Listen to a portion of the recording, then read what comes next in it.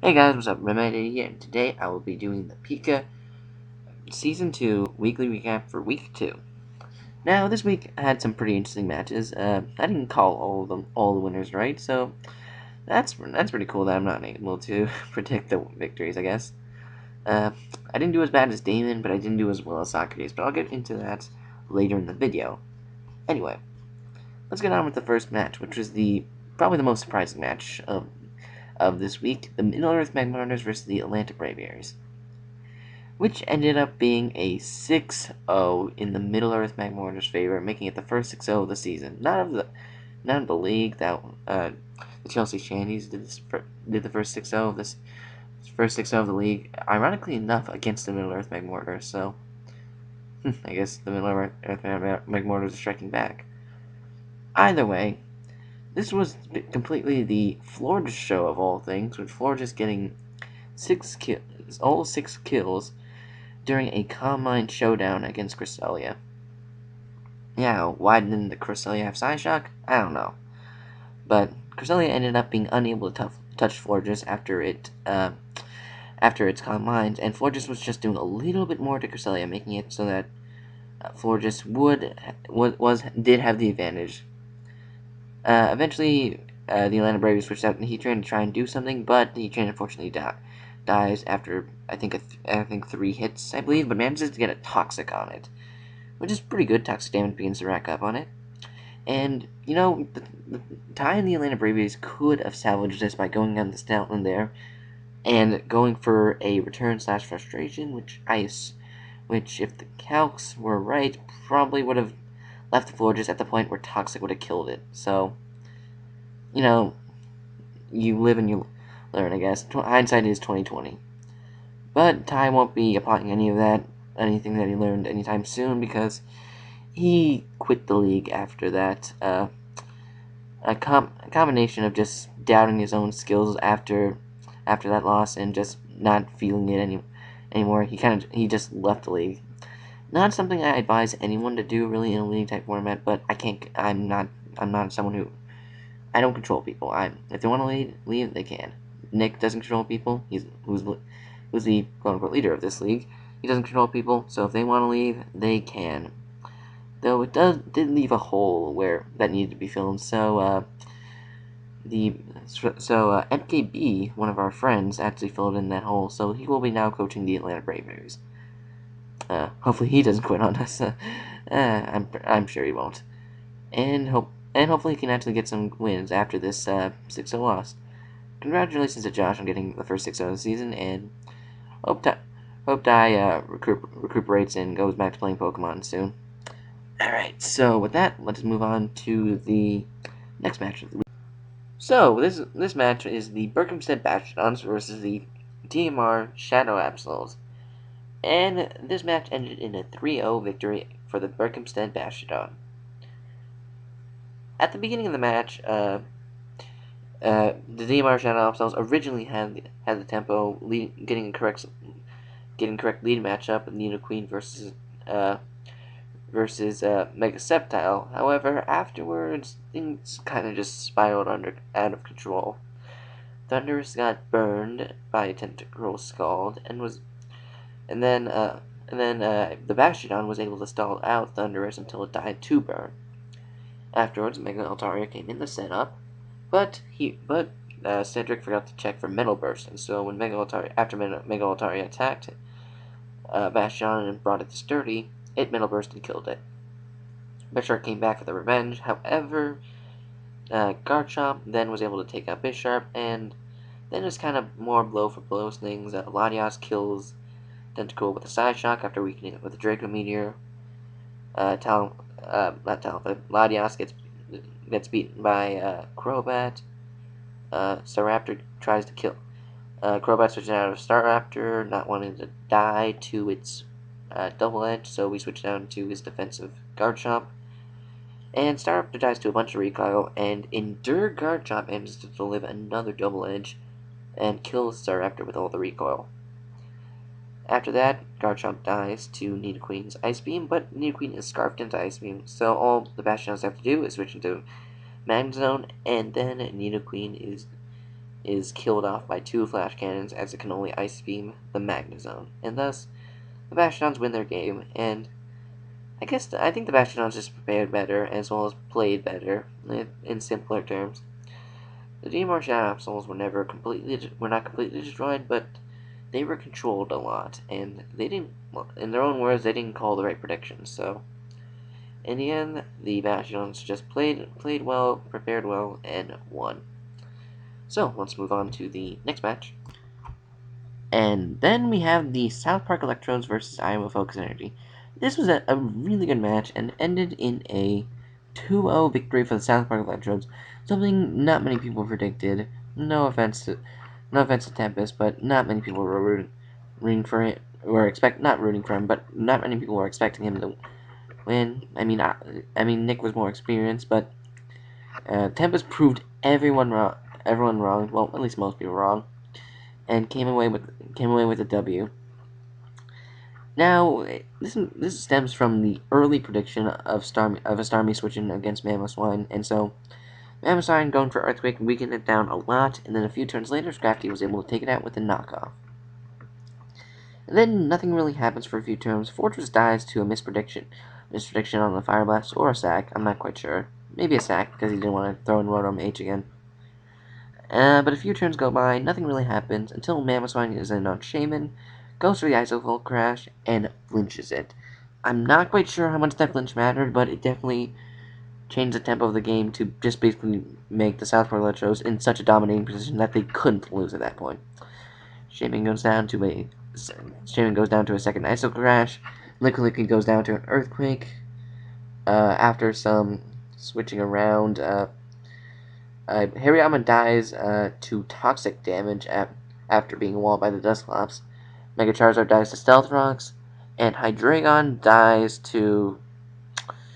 I believe Hydreigon dies to. I'm trying to remember.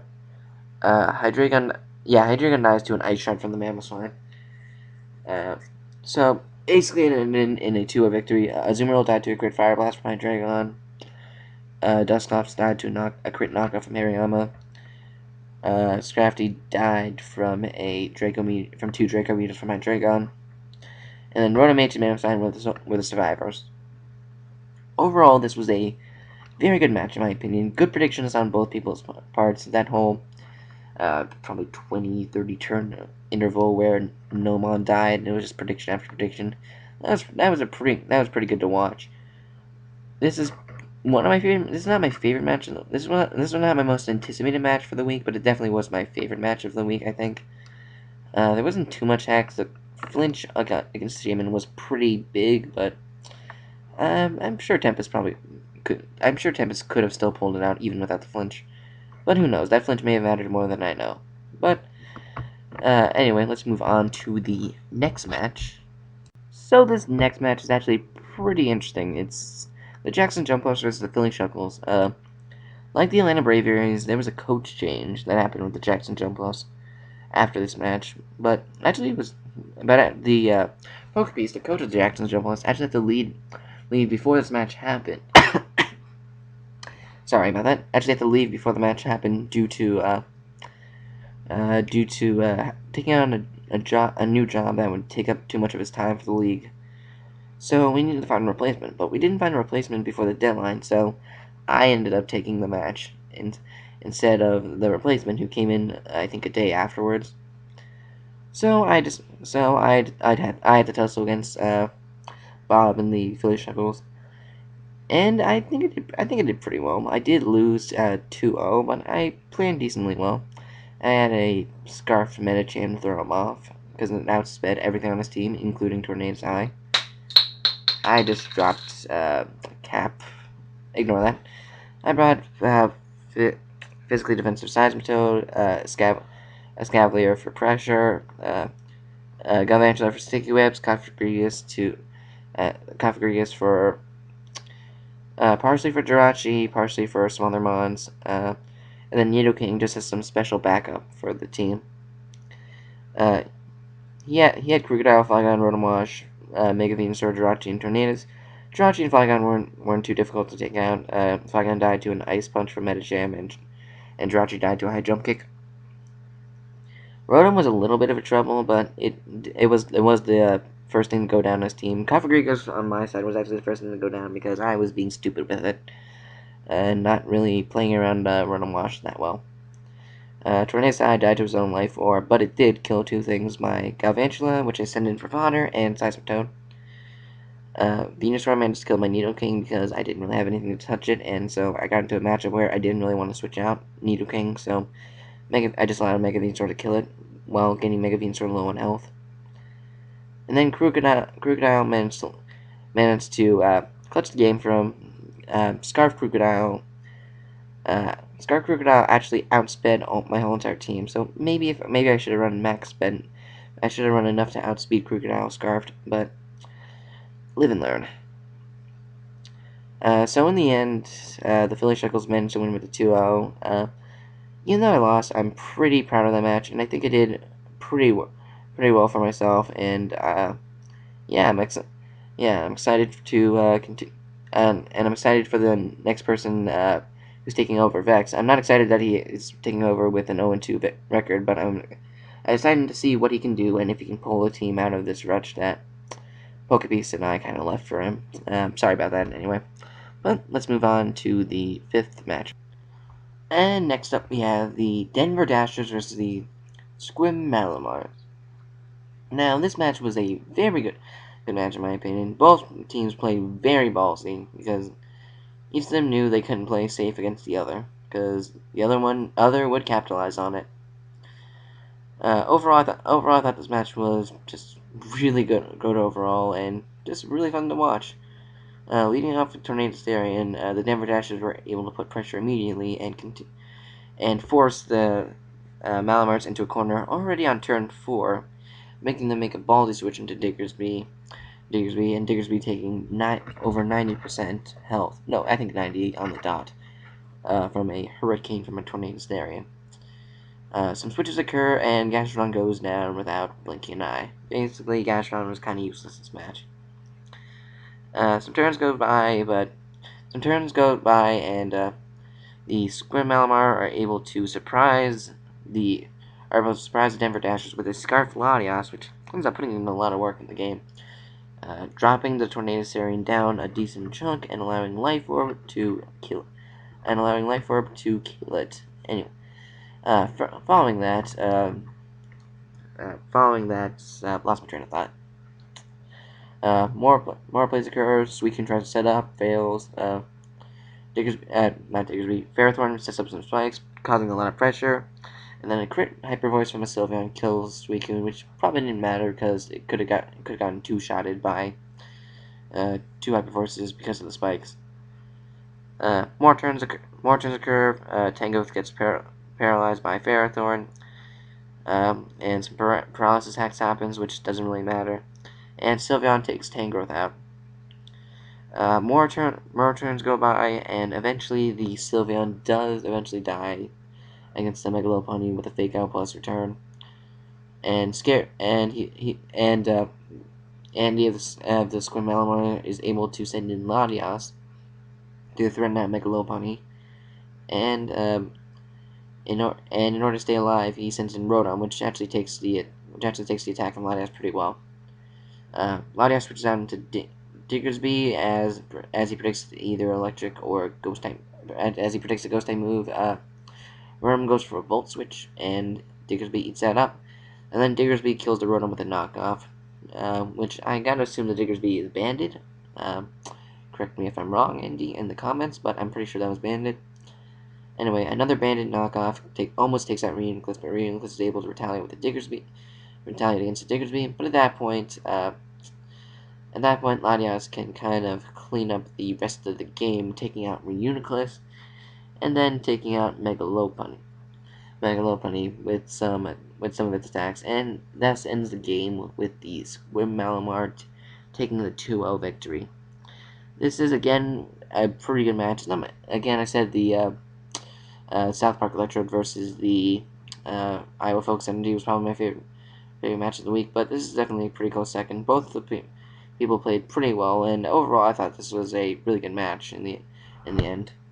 So let's move on to the final match and my most anticipated match Not my favorite, but most anticipated match. And finally, we have the Toronto Tarantrums versus the Chelsea Shandies. My most anticipated match of the week, and it was a doozy. The Toronto Tarantrums were hungry for a win. So hungry, in fact, that they resorted to paralysis. I think three, maybe even four, no, three, all three mons that can learn Thunderwave on his team had Thunderwave. And so, by the end of it, I think Entei, Salamence, and Snorlax were all paralyzed. Togetic was poisoned.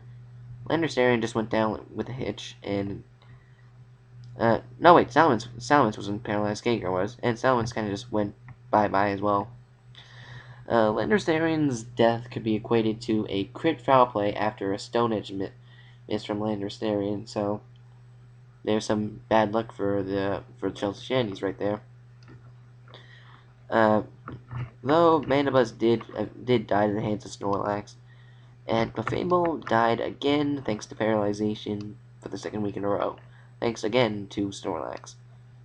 But Snorlax was the only one who got kills on the Chelsea Shandies teams. Every other one on this team just kind of died. Togetic didn't really do anything. Landorus tried to do something but missed. And then when it finally did hit it was already too late. Gengar just died. Salamence tried to set up but died. And Entei just kind of died as well. Slowking was the real winner this week, walling a lot of his team and then just taking out the three big sweepers in Entei, Salamence, and Gengar. And then Victini and Heracross were there for cleanup. So overall, it ended up being it was a decently long match at 50 turns, but in the end, in content-wise, it was pretty unsubstantial. It was mostly a lot of paralysis, and then Slowking being able to clean up at the end. Slowking, Victini, and Heracross just cleaning up scraps. That's basically just what happened. Although I do commend the Toronto Tarantrums. They prep pretty well. I think Chelsea Shandy's prep was a little bit lackluster this week. I don't know. It just seemed a bit off, but I'm sure they had a thought to it. They're a pretty good team, so I would think they were thinking during this whole entire time. But yeah, Toronto Tarantrums both the Toronto Tarantrums and the Chelsea Shandies now are tied at 1-1, and the Silver Malamars now are the number one in their division. But I'll go more into that in the standings, right? Which I'll go to right now. And now for the standings. In the Ruby division, the Middle Earth Immortals have jumped to first place from their second place spot with a 2-0 record, one of the few 2-0 teams left, and with a +8 differential thanks to that 6-0. The South Park Electrodes got out of last place in the Ruby division after winning against the Iowa Focus Energy, now putting them at 1-1 with a +0 differential, and the Atlanta Braviaries are now in last place thanks to that 6-0 with a 1-1 win-loss record and a -4 differential. In the Sapphire division, the Iowa Focus Energy still hold the lead, but not too strongly, only having a 1-1 win-loss record and a +2 differential. They are only 3 differential ahead of the Birkenstead Batchdog, who are currently 1-1 with a -1 differential, and the DMR Shadow Absols are currently 0-2 with a -5 differential. Not completely out of it yet. Yes, there's still 9 weeks to go, and if the DMR Shadow Absols fare really well and win some matches, they can still make playoffs. Because it's only week 2. Next up, in the Diamond Division, the Squim Malamars are the other undefeated team, 2-0, but only with a +3 differential. The matches they've had were very close, and thus they only have a very small differential. Following that is the Toronto Tarantrums 1-1 with the exact same differential at +3, thanks to the 4-0 win against the Chelsea Shandies, who are now 1-1 with a -2 differential. In my opinion, this is so far the closest division, and I'm excited to see what happens. Correction, the Chelsea Shandies actually have a +0 differential. My bad there. I misspoke, and the graphics were wrong as well, so I just ended up saying the wrong differential. That's all. So Chelsea Shandies are 1-1 with a +0 differential. Carry on, old me. And lastly, the Pearl Division, which is also a pretty close division, is the Denver Dashers at 1-1 with a +2 differential. differential. The Philly Shuckles with a 1-1 with a -2 differential. And the league loser right now, the Jackson Jump Off team 0-2 with a -6 differential. So far none of the teams are 2 behind and none of the teams are 2 ahead, maybe besides the Magmortars, but it's still not that much. I can see any team still making it to playoffs, and I hope there are some surprises in these standings come the next few weeks. With that being said, let's move on to the MVPs. So now for the MVPs, we have a new MVP leader right now, and that is the Florigist at 6-0, the Atlanta Braveberries. Middle Earth Magma Florigist has 6 kills and 0 deaths, making it the current league leader. Behind it by only 1 differential point is the Squirmalmars Diggersby with 6 kills and 1 death. And then afterwards we have the South Park Electrodes Mammothswine, previously not even listed, I don't believe. Let me just check. Yeah, it wasn't even listed before. So it's the third place. So the Mammothswines of the South Park Electrodes are third place with 5 kills and 1 death. Pretty close race here. And just shortly behind Mammothswine, only not there because of its name, is Snorlax, which is also 5 kills and 1 death, owned by the Chelsea Shandies. Afterwards, we have Hydreigon, 4 kills and 1 death, owned by the Toronto Tantrums. We then have Hydreigon is owned by the Iowa Focus Energies. My bad there. We then have Slowkings, owned by the Toronto Tyrantrums, with 3 kills and 0 deaths. Afterwards, we have Mega Metacham of the Jackson Jump Ups with 4 kills and 2 deaths. Next up is Heatran, the previous number 2. Now dropping to 8. With 3 kills and 1 death, owned by the Atlanta Braviers. Then it's the Squimmalmars Latias at number 9, 3 kills, 1 death. And then finally, it's the Philly Shuckles Crocodile, the savior of his game this week, with 2 kills and 0 losses. Now let's look at the picks from last week. Well, picks from this week, and talk about the picks for the upcoming week. So this was a very interesting pick'em week. As the first week we're instituting this, because we didn't institute it for week 1 because we weren't fully organized on that. So as of week 2, I am currently 500 with 3 right picks and 3 wrong picks. Damon is very behind right now with only 1 right pick and 5 wrong picks. And Socrates is way out in front with 5 right picks and 1 wrong pick. Fun fact, the pick we all got wrong was voting for Nick of the Iowa Focus Energies to beat the South Park Electros. So I guess Tempest proved us wrong. Anyway, for this week, our guesses for this week. Let me just pull them up. I probably should have had these pulled up before, but I exited out of it before, so now I'm just gonna look for them again. How unprofessional of me. Let's see.